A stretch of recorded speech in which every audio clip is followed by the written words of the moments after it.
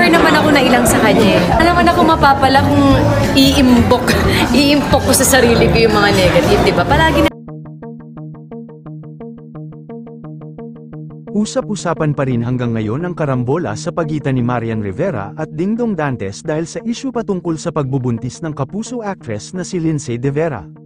Pinasiringan kasi ni Marian Rivera ang kontrobersyal na issue ngayon patungkol sa pagbubuntis ni Lindsay De Vera na kung saan si Dingdong Dantes raw ang ama nito. Trending na trending pa rin ngayon sa social media ang balitang ito matapos magsulputan ang iba't ibang article video na inuugnay ang pagbubuntis ni Lindsay kung saan ama raw nito si Dingdong Dantes. Madaming na-shock at hindi pa rin makapaniwala hanggang ngayon. Tinanong ang kapuso primetime queen na si Marian Rivera kung ano ang sagot niya sa balitang ito. Ani ang tugon ng veteran actress sa interview sa kanya ng Kapuso Network. Niloko ko siya, sabi ko, ano ba yan, ang daming buntis-buntis, sabi ko naman beke naman, baka ako ang susunod dyan. Pero syempre sa ngayon kung ano ang meron sa amin ni Dong ay pinagpapasalamat namin at pinagtitibay namin lalo na at may dalawa kaming anak.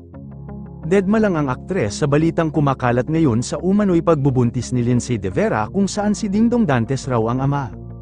Mapa hanggang ngayon kasi ay hindi pa rin lumilitaw si Lindsay sa akusasyon sa kanya ng publiko sa pagbubuntis nito.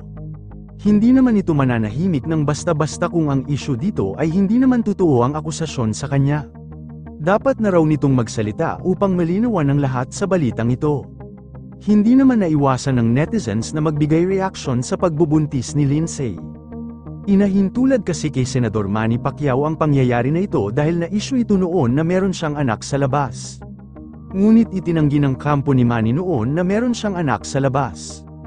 Bagamat alam na ng lahat ngayon na totoong anak ni Manny Pacquiao ang kanyang anak sa labas na si Eman Bacosa Pacquiao. Lahat nga ng naging laban nito ay nanunood si Manny at napakalambing na bata dahil hindi ito nahihiya na ipakita sa kanyang tatay na gaano siya ka-sweet. Kaya't sa balita ng pagbubuntis ni Lindsay De Vera dapat na raw niya itong linawin sa publiko kung totoo bang nabuntis siya ni Dingdong Dantes, dahil mas lalala pa ang sitwasyon sa mga article na naglalabasan at video na inuugnay ang babaeng anak nila ni Dingdong Dantes. Yun lamang po, ano ang masasabi mo sa balitang ito, comment mo sa ibaba. Huwag kakalimutan i-like ang video na ito. Maraming salamat po sa panunood.